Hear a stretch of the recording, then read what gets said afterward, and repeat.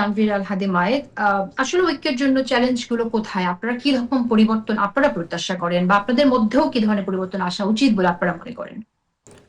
তার আগে আমি ছাত্রদের কথা বলছি। আমাদের পূর্ববর্তী আলোচনা নিয়ে দুটো কথা বলি যে আসলে হুম, কোনো ব্যক্তির দায় কোনো সংগঠন বা প্রতিষ্ঠান নেবে না সেই জায়গা থেকে।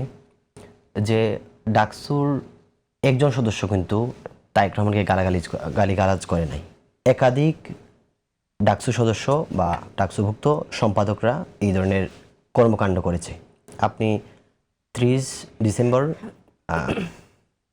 আমাদের নেত্রী খালেদা জিয়া মৃত্যুবরণ করেন। তারপর ওই দিন আপনি জেনে থাকবেন যে যোগসু নির্বাচন ছিল।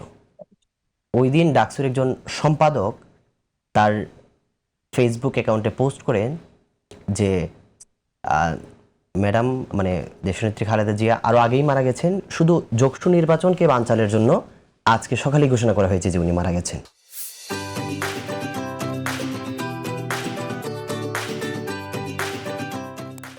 একজন না একাধিকজন ব্যক্তি কিন্তু একাধিক ধরনের নেতিবাচক মন্তব্য করেছে। তার প্রেক্ষিতে কিন্তু আমাদের মধ্যে একটা ক্ষোভ ছিল যে ডাকসুকে ব্যবহার করে অনেকেই জিয়া পরিবারের বিরুদ্ধে বা বিএনপির বিরুদ্ধে এই ধরনের কর্মকাণ্ড পরিচালনা করছে। এখন আপনি যদি 25 জন ডাকসুর 25 জন সদস্য যদি একসাথে না বসে কোনো স্টেটমেন্ট না দেয়, তার আগ পর্যন্ত কি সব মন্তব্যই ব্যক্তিগত মন্তব্য? আমরা কি এটা বলে যাব যে সব বক্তব্যই ব্যক্তিগত মন্তব্য? সাদিক ভাই কিছু বললেন, বলার পরে কিছুক্ষণ পরে এটা বলবেন যে এটা ব্যক্তিগত মন্তব্য, যেহেতু আমরা 25 জন একসাথে বসে বলি নাই, তার মানে এটা হচ্ছে ডাকসুর কোনো বক্তব্য না। এটা তো এইভাবে জাজ করা যায় না বা নর্মাল করে ফেলা যায় না। আচ্ছা, আপনি এতক্ষণ পর্যন্ত আমি এই জায়গাটায় আমি জসীমউদ্দিনের আমি বক্তব্য শুনবো, আরেকটু কিন্তু বলি, আপনার প্রশ্ন উত্তরটা আপনি শেষ করে নেন। আরেকটু বলি ভাই। আপু মানে জসিমা কিন্তু বলছেন দেখুন যে এটা ডাকসুর যে ইন্টারনাল কয়েকজন ব্যক্তি আলোচনা করে গেছেন, ঠিক আছে, তারা যেতেই পারেন, হয়তো তাড়াহুড়োর মধ্যে ছিলেন, কিন্তু ওনারা যেতে যেতে কিভাবে ছাত্র শিবিরের প্রেসিডেন্ট তাদের মধ্যে চলে আসবে? তো উনি তো ডাকসুর কোনো পার্ট না, তো উনি কিভাবে ওইখানে চলে গেলেন? ডাকসুর তো অনেকেই আসতে পারেন, উনি কিভাবে আসলেন? তাহলে উনি কি মানে ওনার আসার কারণটা কি? ডাকসুর নেতাদের সাথে ছাত্র শিবিরের প্রেসিডেন্ট ওইখানে কেন, প্রেসিডেন্ট অথবা সেক্রেটারি উনি আসলেন কেন? এই বিষয়টা কেন হলো? উনি কি ডাকসুর নেতৃবৃন্দ কি তাকে প্রকল্প দিয়ে নিয়ে গেল ওই ধরনের একটা বিষয় না? শিবিরের সাথে শিবির ছাত্র মানে ডাকসুর সাথে আসলো, কোন বিষয়টা আমরা আসলে অ্যাকসেপ্ট করবো? জসিম ভাই যদি এটা একটু ক্লিয়ার করতেন তাহলে আমাদের জন্য সুবিধা হতো আর কি। আচ্ছা, ওকে, এখানে আমি আসছি আমি আবারও আপনার কাছে। মায়ে, আমরা আসলে ঐক্যের ক্ষেত্রে কি কি চ্যালেঞ্জ, সে প্রশ্নটার উপরে আমি আপনার কাছে সরি। উত্তর খুঁজতে আসবো, জানতে আসবো।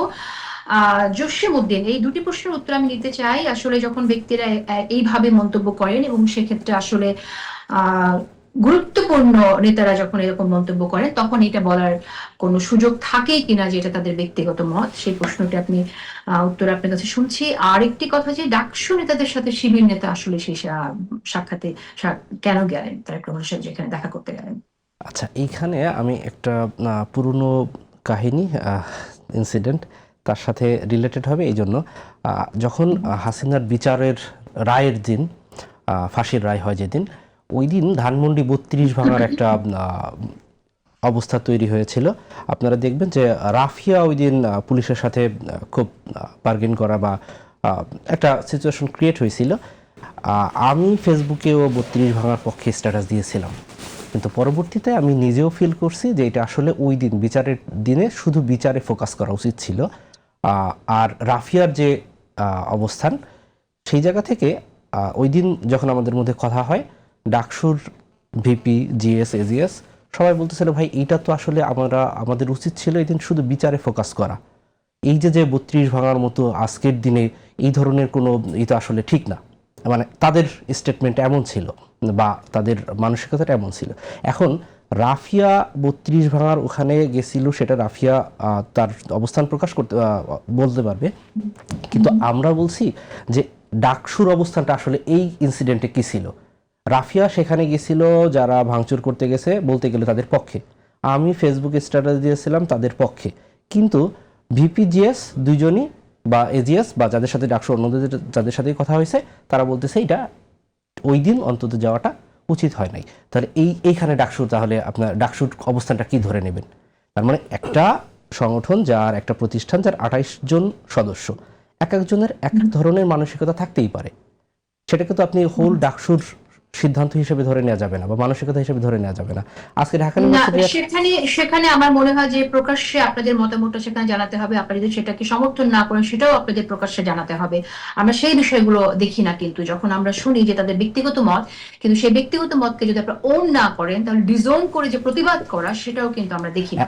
এখন যখন 28 জনের একটা বডি তাদের ফেসবুক স্ট্যাটাসের কোনো একটা বিষয় নিয়ে যদি কোনো ইস্যু হয় সেগুলো নিয়ে স্টেটমেন্ট দেওয়াটা মানে অ্যাজ এ প্রতিষ্ঠান আমরা ওইটাকে আমার মনে হয় না যে এতটা সম্ভব যে প্রতিটা ব্যক্তির ফেসবুক স্ট্যাটাস কি দিল বা তার সে কি মতামত দিল তার ব্যক্তি পর্যায়ে সেটাকে ডিফেন্ড করে বা সেটাকে সেইটা নিয়ে কোনো মন্তব্য করা আমরা অন্তত আমাদের কাজের ফাঁকে এই এতটা সময় আমার মনে হয় না সম্ভব। এরপরে হচ্ছে ডাকসুর সাথে কেন শিবিরের নেতারা ছিলেন। দেখুন হেমা চাকমা আমাদের ডাকসুর সদস্য, তো এখন হেমা চাকমার সাথে কোনো একটা প্রোগ্রামে কেউ গেল বা আজকে আমি জসিম আমার সাথে কেউ যদি কোনো প্রোগ্রামে যায়, এখন সেটার সাথে আসলে কিভাবে রিলেটেড হয় আমি এটা বুঝলাম না। যে যেমন ধরেন আজকে মাহমুদুর রহমান ভাই গেছিলেন, তার সাথে আরো কয়েকজন গেছিলেন, এখন আপনি কি বলবেন যে তাহলে ওটা আমার দেশের টিমের সাথে কেন অন্য কেউ গেল? ভাই ব্যাপারটা তো এরকম না। না, আমরা জানতে চাইছি যে আমরা ইনভাইট করেছি মানে এমন ভাবে পোর্ট্রে করা হয়েছে যে তারেক রহমান ডাকসুর সাথে মিটিং এ বসেছেন, তারেক রহমান ডাকসুর সাথে মিটিং এ বসেছেন।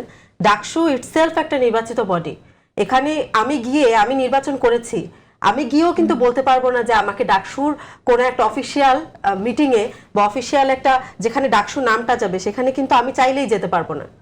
এটা খুবই একটা স্বাভাবিক হিসাব যে আমি চাইলেই ডাকসুর কোনো মানে আমি ডাকসু সদস্য বা ডাকসু বডি হিসাবে আমি কোথাও যেতে পারবো না যেখানে ডাকসুকে পোর্ট্রে করা হচ্ছে অ্যাজ এ হোল।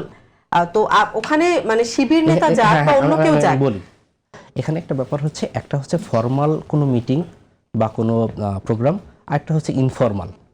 দেখুন কিন্তু এবি জুবাইর তো বলেছেন যে এটা হচ্ছে ডাকসু বডি বিভিন্ন ন্যাশনাল ইন্টারন্যাশনাল ফিগারদের সাথে বসে, সে তো বলেছে যে এটা একটা মানে ডাকসু তারা উল্লেখ করেনি যে এটা ইনফর্মাল মিটিং, তারা বলেছে একটা ডাকসু এটা সবার সাথে নরমাল একটা সেন্সের ব্যাপার যে একজনের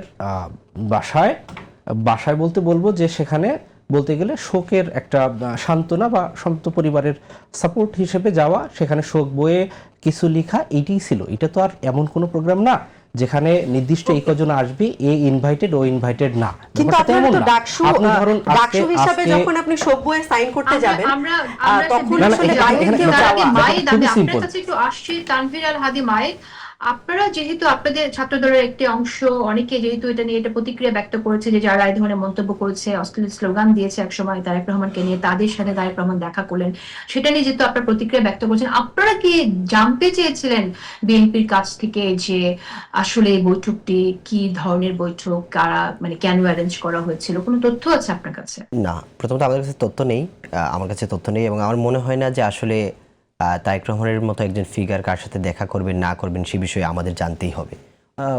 দেশনেত্রী বেগম খালেদা জিয়া মৃত্যুবরণ করেছেন, তার শোক বইয়ে স্বাক্ষর করা এবং তারেক রহমানের সাথে দেখা করা এটা একটা সৌজন্যতার অংশ, এবং যে কেউ সেখানে যেতে পারে আমরা এটা মনে করি। এই জন্য আমাদের কাছে কৈফিয়ত দেওয়ার কোনো প্রয়োজন আছে বলে আমরা মনে করি না। কিন্তু আমাদের যে ক্ষোভের জায়গা ছিল যে আসলে দেশনেত্রী বেগম খালেদা জিয়াকে তার মৃত্যুদিনেই অনেকে নানাভাবে প্রশ্নবিদ্ধ করা এবং তারেক রহমানকে কিছুদিন আগেই নেতিবাচকভাবে সম্বোধন করা লোকজন যাওয়াটাই ছিল আমাদের ক্ষোভের জায়গা। যদি তারা উপস্থিত না থাকতেন তাহলে হয়তো আমাদের জন্য আরো বিষয়টা কমফোর্টেবল হতো।